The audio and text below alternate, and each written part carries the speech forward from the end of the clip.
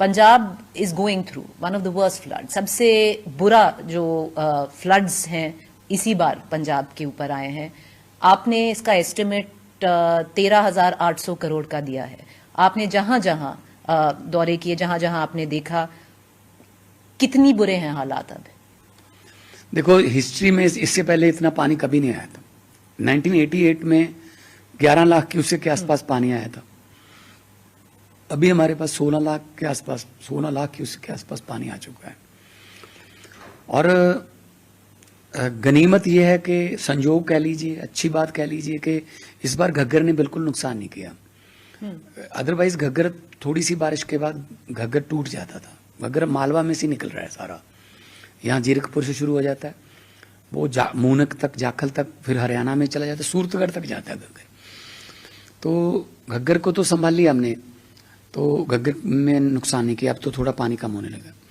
सतलुज ने भी नुकसान नहीं किया, क्योंकि सतलुज भी मालवा में से जाता सारा, ज़्यादा सतलुज ने इतना नहीं किया। थोड़ा बहुत हुआ है, जहाँ कोई दरिया है, दरिया का कोई किनारा नहीं होता, कहीं ना कहीं से निकल जाता है।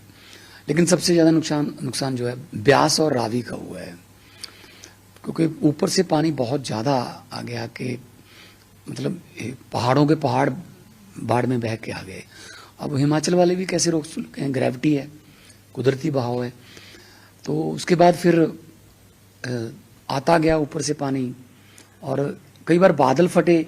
जो बादल फटने का सिलसिला शुरू हो गया, उसमें तो चेतावनी का टाइम भी नहीं मिलता, ना ही उनको, हिमाचल वालों को टाइम मिला कि बादल फट गया जी, आपके पास पानी आने वाला है। मतलब ना, बहुत कम टाइम मिलता है। हमको जितना भी टाइम मिला हमने इवैक्यूएशन की है, कम से कम जान का नुकसान जो हो, ताकि बचा लें लोगों को। बहुत 20 हेलीकॉप्टर हमें फौज से मिले। अपने वाला हेलीकॉप्टर भी मैंने दे दिया था कि चलो ऐसा है कि निकालते हैं लोगों को। पर क्या है ना जी, कि लोग इमोशनली बहुत अपने घरों से जुड़े हुए हैं। मतलब बड़ी मुश्किल से, अगर हम 100 बंदे को कहते थे कि हेलीकॉप्टर आ रहा है, आप आ जाइए, रस्सी पकड़ लीजिए, आपको कहते नहीं, हमें दूध दे दीजिए, हमें कुछ खाने को दे दीजिए, हम घरों की छतों पर बैठे हैं, हम घर नहीं छोड़ेंगे। अब 100 को अगर आवाज़ लगाते थे, बड़ी मुश्किल से 15 से 20 आते थे। फिर किश्तियों के जरिए भी हम मनाने की कोशिश की उनको। वो कहते हमारे पशु डंगर यहाँ पे हैं, हम कितनी। और एक और बड़ी, मैं गया जब, तो मैंने कहा जी आते क्यों नहीं आप? आपके लिए हेलीकॉप्टर भी भेज रहे हैं, किश्तियाँ भी भेज रहे हैं, बोलिए क्या चाहिए, आप आ जाइए। आप अगर घर पे आना है तो हर रोज सुबह शाम घर देखने आ जाया करना, हम प्रबंध कर देंगे आपके लिए पक्का।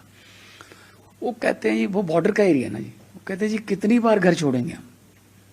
पहले पाकिस्तान से उजड़ के आए 47 में, घर छोड़ आए वहां पे। फिर यहाँ जब भी कोई पाकिस्तान के साथ कोई तलखी होती है, चलो जी गांव खाली कर दो, पाकिस्तान के साथ लड़ाई चलेगी, फिर उजड़ जाते हैं हम। पानी आता है, चलो जी गांव खाली कर दो, पानी आ गया। तो जी कितनी देर अब उजड़ेंगे, कितनी कब बसेंगे, पक्का कब बसेंगे? अब इसका क्या जवाब दें? इमोशनली अटैच्ड हैं। तो इसीलिए मैं ये कह रहा था कि हालात बहुत ही मतलब बुरे हैं, जिसमें मेरे पास टिप्स पे पड़े, मेरे पास हर रोज डाटा आता है। मतलब ये नहीं है कि पहली बार बाढ़ आई है। मेरे अपना खेत जो है वो डूबता रहा है हर साल। मेरे गांव में वो थोड़ा निचले स्थान पर था, ढाब बोलते हैं, ढाब। ढाब का मतलब जहाँ पानी इकट्ठा हो, उस खेत का भी नाम होता है हर खेत का। वो ढाब वाला खेत है हमारा, उसको बोलते हैं।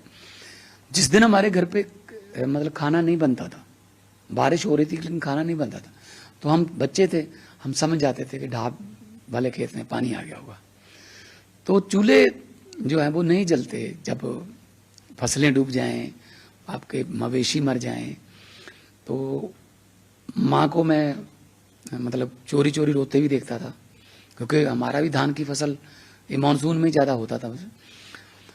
तो 15 मतलब अब मैं अगर कहूँ को 2300 से ज़्यादा गांव डूब गए, 5 लाख एकड़ से ज़्यादा फसल बर्बाद हो गई, 7 लाख लोग बेघर हो गए, 20 लाख लोग प्रभावित हुए हैं, 3200 स्कूल और 19 कॉलेज बिल्कुल खंडर बन गए, मलबा बन गए, 8500 किलोमीटर सड़कें खत्म, 2500 पुल और पुलियां खत्म, और 56 कैजुअलिटीज जान की, जाने चलेगी 56।